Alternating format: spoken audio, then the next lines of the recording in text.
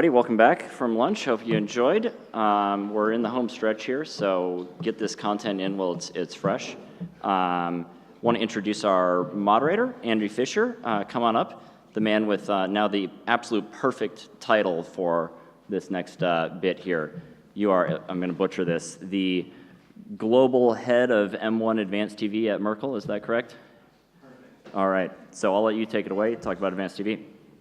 Thank you, and could we get our esteemed panelists up here? We have people in the room, and hopefully one more person in here. Sorry? Okay, yeah. So, I don't think it matters. I'll take the cushions then. Oh, that's nice. So.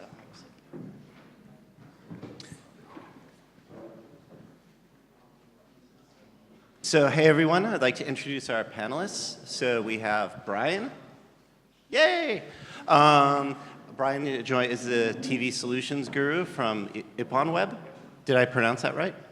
We go anyway. Okay, just checking. We have Fabia from help me out here. Globo, thank you. Thank you. We have Simon from WPP, you may have heard of it. GroupM, right? And then finally we have Michael from Neustar, head of TV solutions. So we're going to talk a lot about TV now. This thing that's either the future of everything or a dying giant. You can decide. And it's really relevant that we're talking about TV because, as you know, this week, like literally right now, the upfronts are going on in the United States. And in New York, where a tremendous amount of money is about to change hands, where people are spending their media budgets for the next year to buy TV in the upfronts. But there is a story right now that's emerging, a paradigm about what's going on in the television space. And the paradigm is linear is declining, and we see a lot of stats around that, like people announcing things like C3 ratings are down 20% year over year. But OTT and all other forms of digital viewing is in fact growing.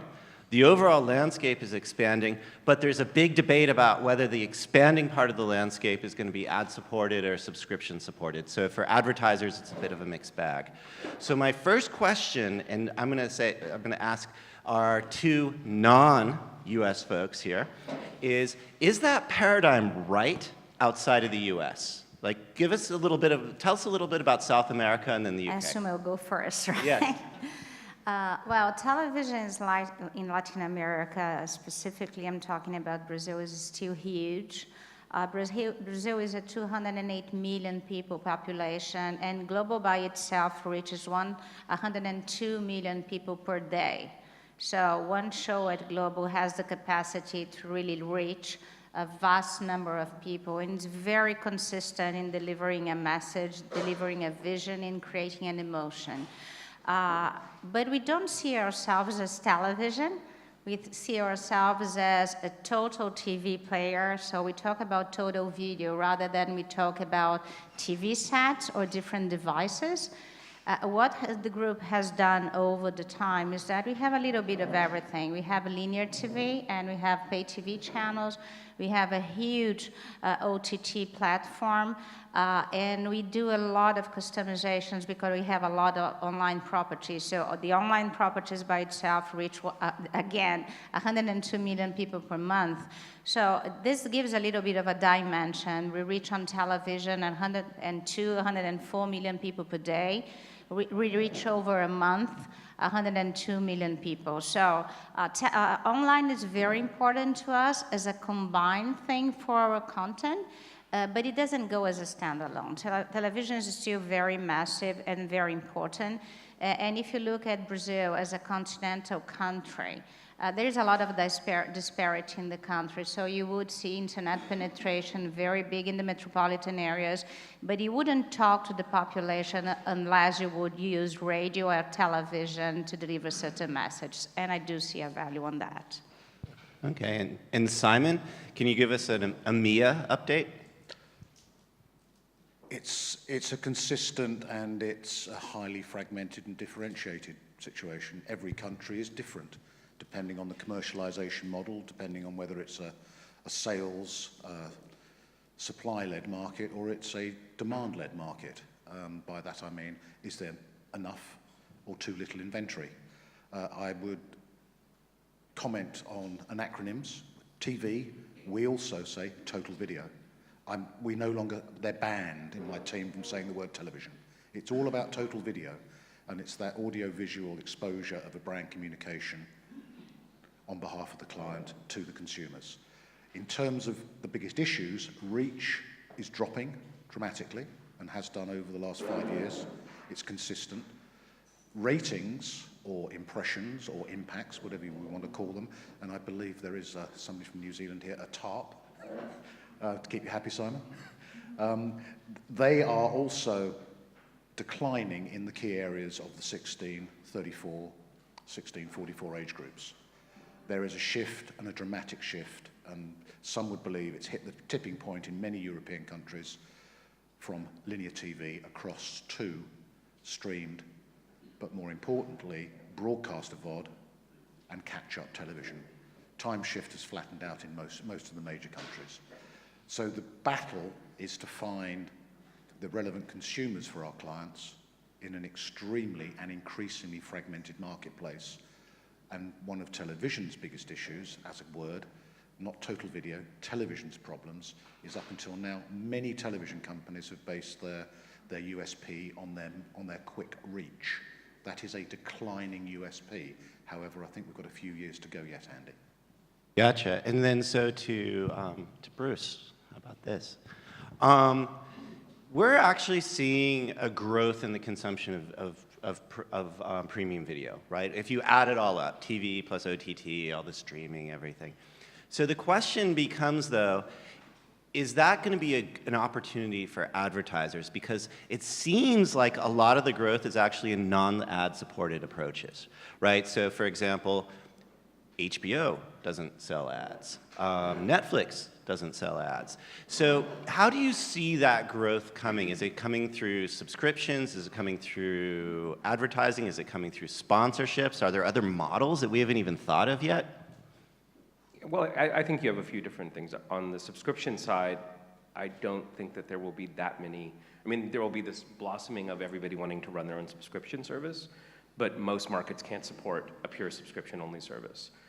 If it's not an English, Spanish, or Chinese-speaking market, those are going to be dominated at a global level by the companies that can produce and deliver things. So there's demand for local content. I think that will exist, but you can't build scalable businesses just off of local content in like a lot of smaller European markets, for example. So it has to be a hybrid of some subscription, some ad support, and I think you'll start seeing more innovative sponsorship types of opportunities in terms of placement and show sponsorships. That's what we're starting to see is a way to balance the expectation of a lower ad load by the consumer with the need to have ad-supported functions. Some of it's determined by the state, some of it's not. So I think there's some hybrid models coming. I think the pods before and after in the middle are going to decline, and that's happening in the U.S., or it's rumored to happen in the U.S. But the experience and expectations are set by the consumers, and the consumer's experience globally is to have a very different experience for certain types of media. I think TV, sports, and news, I think will be a strong ad-supported market for the foreseeable future, and linear is a great format for that. Everything else, I think, has a lot more experimentation. And so they'll throw this to Michael. There's another story out there that at the end of the day, everything's just going to shift to OTT, and that's going to be it. Do you believe that, or is that still a bit of a myth? I think it's going to be interesting to see how this evolves. I think we're going through right now kind of a Cambrian explosion in premium video, both from a content perspective with many more quality shows worth watching coming out, and the release of all these new streaming services with Disney Plus and Warner Media and Apple coming out with their new service. And I think it's interesting because in theory some of this is driven by the desire of consumers to break the bundle of cable, but the new solution can't just be more bundles. That are going to combine content and present the consumer with the same problem. So I think there's going to be an interesting evolution. We may see in the short term a lot of these services be subscription-based. But I think longer term, we may see this settle back down into a model in which there's a good volume of premium content that is ad-supported, and that it's not 100% over the top. Gotcha. And so this is a question for anyone who wants to take it. Historically, TV has been traded, bought and sold, and measured pretty much the same way for quite some time. And what is happening now, and for a long time people have been saying, oh, well, we want to buy it based on engagement metrics, or we want to buy it based on performance. And there's a lot of people making noise about those capabilities. In your opinion, is that noise real? Is that something that people are going to be able to do at scale, or is it just more noise? Anyone want to take that one? I mean, I would say it's real that people want to do it. I don't think the scale and, I mean, I think TV's main value proposition, to Simon's point, is scale and reach, right? And, you know, as a high-quality video experience, sure, it's a great high-quality video experience, but it diminishes the brand of TV if you sell it in bits and pieces at this point in time. So I don't see that happening anytime soon. So I think I agree in terms of reach being the driver of the value of TV as a medium. I do think we're going to see a lot of innovation. At Neustar, we're looking to drive a lot of that innovation in terms of how brands are able to value that reach, so that it's not just, you know, what age group have I reached and what demographic, but actually being able to understand at the household level, who are you reaching? Is it the audience that you're trying to reach? How does it overlap with the same folks you're targeting through direct mail and on your website and through digital? And then finally, what impact is it having on your business? And I think we've seen from the last conversation before lunch about how digital has not really understood the concept of incrementality. I think in digital, it really drove a lot of marketers to only focus on short-term metrics, and that has driven many brands to devalue TV because TV is hard to measure on a short-term metric perspective. But as we continue to evolve and help brands understand brand impacts and the value that the reach of premium content in TV can help drive, I think that may actually drive some ad-supported content back to TV. Wow, where to start? Let me come back to I mean, you asked a question primarily about the trading and the cost. I mean, the first thing we must say is it's about value, not about cost and price. So it's the value to the marketer. I think there's a number of variables that are moving in the market at the moment. One of the first is it's not all about total video either. Budgets are moving away from paid media into influencer marketing, into social media, into event marketing. The marketers will put their money, whether it be direct or through media agencies, where they get the most effective and best value return. It's as simple as that. And that's the hard cash argument. So follow the money. The biggest issue we've got is that the television companies, for very understandable reasons, and I won't go into them now, we haven't got time, but they will trade to maximize their yield, their revenue. And that is based on GRP. It's not based on reach. A television company optimizes on GRPs primarily, an old traditional free-to-air with time shift television company. The flexibility for the joint subscription and advertising supported OTT companies is they don't have to do that. And we have, for 20 years, been planning and buying in inverted commas and reporting to our clients against consumer audiences. We don't trade with our clients in terms of 1834s or all men. It's always been a lot more involved using MRI, TGI, whatever the database may be, or actual sales information from a retail panel or direct from the client. So what the final thing is, we then convert that GRP CPM to a financial currency trade. But quite frankly, that is getting less and less important. It is still important because that's where the procurement company people are coming from in terms of the client side and the battle between procurement and client marketing and media departments, and those wonderful people that go around auditing us as independent auditors. And their interest is in CPM. It's not in outcome. So there's a conflict in a number of things happening. But I think the reduction in scale and reach, the heavy viewer who is not the primary customer for most clients, You know, Procter's, Unilever, Colgate, of course, everybody has toothpaste, so it's a mass audience. But many, many products are now geared and targeted at highly discrete consumer audiences, and that works against the existing mass television model, and they're seeing their revenues drop.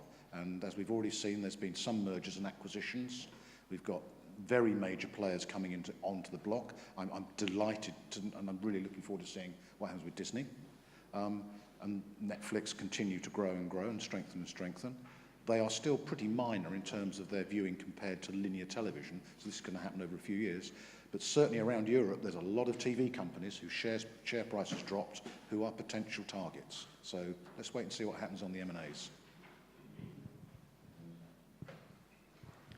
I agree with all you have said. There's nothing to disagree, but what I see the media groups moving into is really a combination and a big effort in having combined offers. Because we are on a total video. We don't care if the consumer is watching our content in prime time or on pay TV or online, as long as they are watching our content. And there is one thing that's very important to a group such as Globo is the quality of the content and the ability to drive emotions. And it's much different when you're watching an ad that has been displayed on the mobile and when you were watching that on a big screen, or when you were going to a show, or when you were going to a championship and your brand is there. So the types of emotion and engagement that are driven out of a media exposure on a big screen is totally different.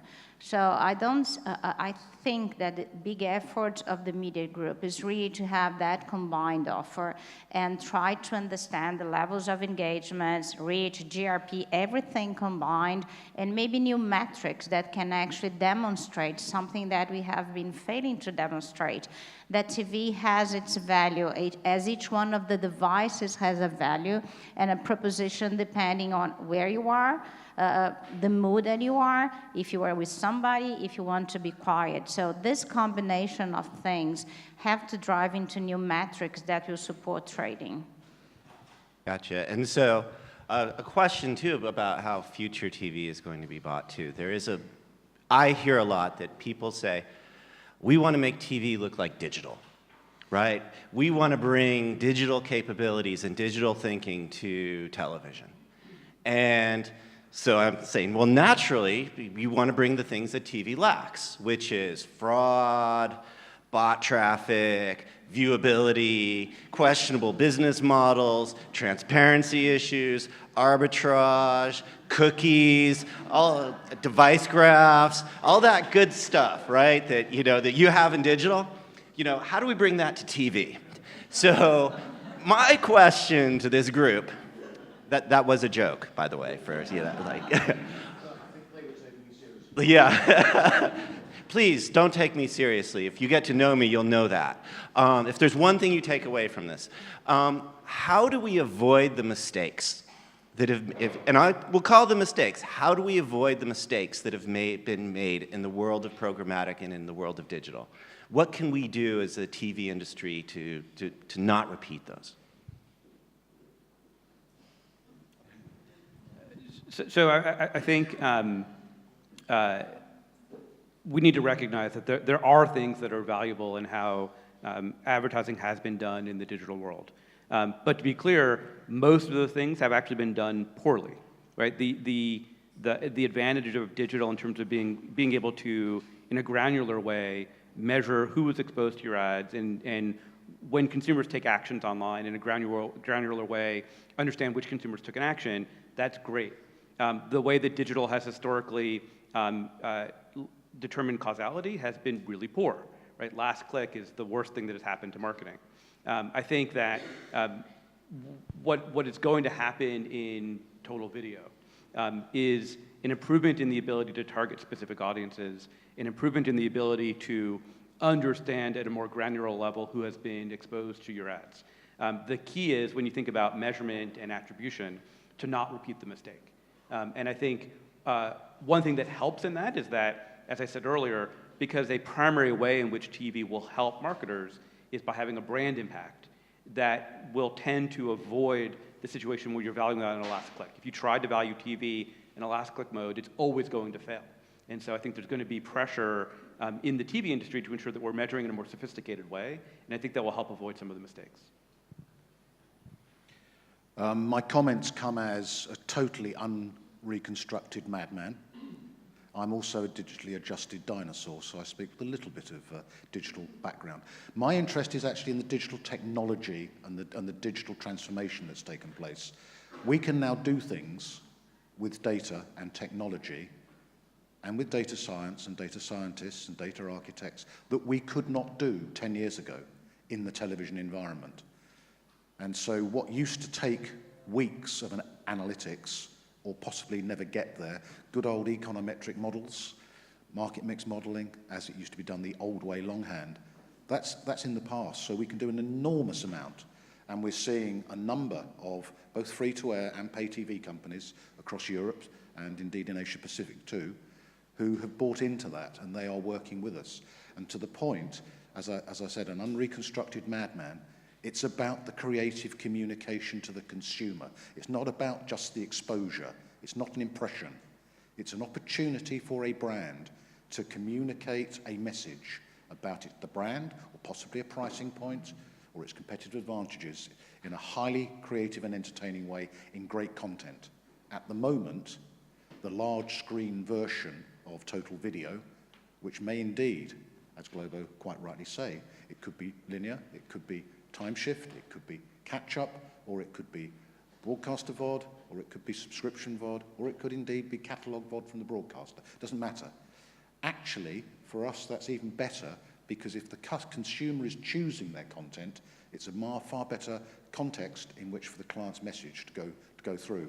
So as Wanamaker said, I know half of my advertising budget is wasted. I just don't know which half. We're probably around 70, 75% now.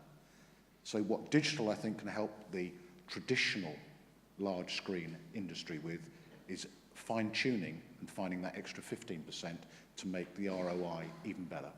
Back to commercials and back to the actual revenue part of it. I would say, just coming more from the digital side, historically, there's two things. One is, at this point in time, I think TV understands better the potential business models going forward, whereas I think digital was basically a surprise colliding with kind of the digitization of print and shifting business models for publishers. I mean, at a very fundamental level, and not just because of digital advertising. And I think that the thing that TV historically, less of an outsider now, but still as an outsider, always had a strong relationship between the principals involved. So the advertisers and the agencies and the media owners worked in much tighter conjunction than came from digital. So I think if you apply the tools and technologies as they become available to the right business model, I think that you can avoid a lot of those mistakes. So sometimes there's another story that goes around, which is that TV's not very data-centric. And I've always found that a little bit of a surprise. So, for example, you can take components of TV, like, say, addressable TV, that has the most powerful targeting capabilities because you're targeting off of PII, clean data back, right? No cookies, no fraud, no viewability issues, right? Why do you think there's an impression there that television isn't as data-driven as, say, digital? I think it's a wrong impression. Everything about television, and everybody who has been on the measurement science side or research knows how thorough data is pulled from television, the quality panels, all the statistics, the audits involved. So I don't think there is any decision that's made on a television that's not based on data. I think the difference is that, as Simon has mentioned, all of you have mentioned, not always the data was available. I think they were in silos within the companies. Some people got access to that, but not everybody. So you wanted to see the return on investment on your campaign. So let's make sure that you have somebody who is going to guarantee that, because that was not easily available. And I think that's one of the benefits of the digital industry. Everything is more transparent in that regards. The data is more available. Doesn't mean, and I think Jane mentioned today, that it's not because you have vast amounts of data that you have quality data. But television is based on data. I think all the decisions, all the analysis, they are based on data. May that be quantitative, may there be qualitative, but the data is there.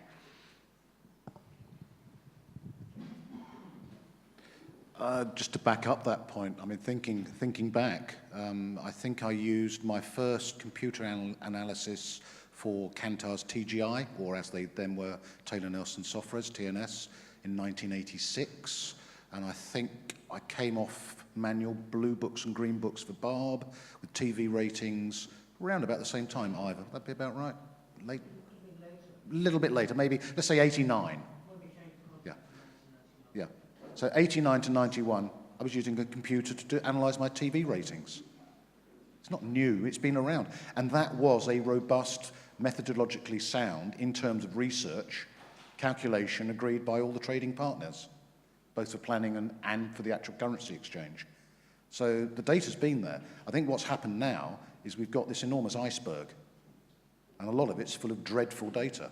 There's also some absolute nuggets in there, and this particular group of people, of course, are dealing with those nuggets of data and analysing them in the right way through extremely leading-edge data scientific techniques. I think one of the other problems is that those who did that number crunching were kept in darkened rooms in the back of the building or in the basement. And it was a very specialist task. I mean, the sort of guys I was hiring in the 90s were primarily salesmen or people that were very good at arguing with TV salesmen.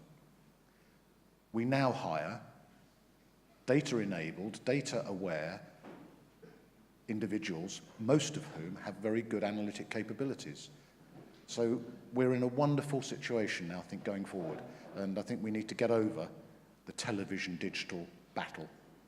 We're all in it together, and we need to move the agenda forward and actually use what we've got. Yeah, I just say I think there are probably two bad reasons and one maybe good one for that perception. The bad reasons, I think, one is, the new kids on the block are always going to think that they have reinvented the wheel. And they've come up with some new genius idea, hey, we'll use data to drive marketing, and don't recognize that's how it's always been in every other channel. Two, as long as TV is still transacted in GRPs, it's going to lead to a perception that is as deep as the data goes, and it's just not true. I think the one good reason is the reality is that technology has changed. And as the technology changes, it is resulting in a change in the nature of the data that is available, and it is becoming more granular. Whether that's because the types of data that are available now from set-top boxes or the increasing transition of consumers to over the top, where there's additional data that's available, that will change the nature of the data and will unlock new use cases. Right, so let me actually ask about that. It's good. Just add one thing. Sure.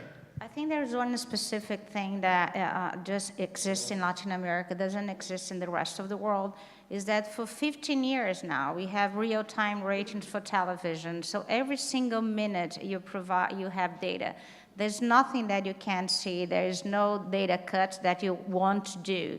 And I understand that in other markets might be like that. So the availability of quality data goes pretty much against what we call fantasy metrics that we see online. We just play that, okay, if you want to tell me a story, tell me the story. I'm going to provide you the number because you can have any metrics online that goes pretty much on that direction you were talking before.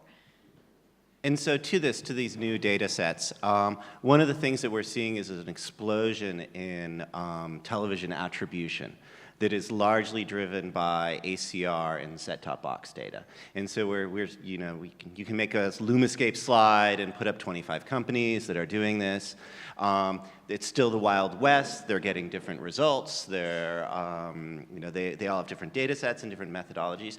Do you see multi-touch attribution within television becoming a de facto measurement standard, much like media mix was? Do you see it as a novelty? Do you see it as the future? So I definitely see the measurement and attribution analytics of TV being the future. I don't think TV MTA is the answer. What is often happening now with TV MTA is making the same mistake that has happened in digital, where you're looking at TV as just one channel, you're looking at one data set, and you're forgetting about things like incrementality, and it makes no sense at all. Where I think the industry is heading is towards an approach of unified analytics, where you're combining the best attributes of traditional marketing mix with the ability to incorporate granular data sets that come from multi-touch attribution, and that is inclusive of TV, as I said earlier, because you are now getting access to those granular data sets. But you simply can't look at TV in a vacuum. You have to be looking at your entire marketing investments, including marketing investments that are not paid media. You have to be looking at your investments in social media and influencer media, and then incorporating that into an overall analytic approach. Well, we have 1 minute left, so it's time for the fun round, where we put our panelists on the spot, and then we record what they say, and we make fun of them in the future if they're wrong. So what we're going to do, it's great for them. They love it. And so what I'm going to ask each panelist to do in about 15 seconds is, this is TV 2020, so make a prediction about the future in the 2020s, say 5 years out from now. Make a bold prediction about what's going to happen. So we'll start at the end. Okay, thank you. I think television remains in 5 years' time with a big role to drive emotions and to drive a unique message in a very short period of time.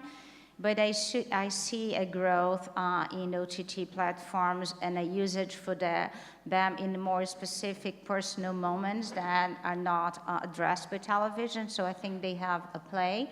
And I see a lot of automation in the way that television is going to be planned and traded and bought, with a more integrated environment between planning and actual execution. And hopefully, advertisers will also fit in and having their sales information on those systems so that we can be more transparent about ROI as well. I think we see a split in the business models of TV, and if you look at what Disney's doing now with Hulu and Disney Plus and ESPN Plus, those and their traditional broadcast business, I think you start seeing those sorts of splits where different business models, different consumers and value propositions are run as separate businesses, and then they come together in a more unified way. I'd say, in general, we're seeing massive growth in direct-to-consumer brands, almost none of which today are spending on TV. And I think that as we see the TV industry adopt some of the best aspects of digital, that's going to enable many of those DTC brands to actually spend on TV and find value there. 5 years' time. To be honest with you, I won't care.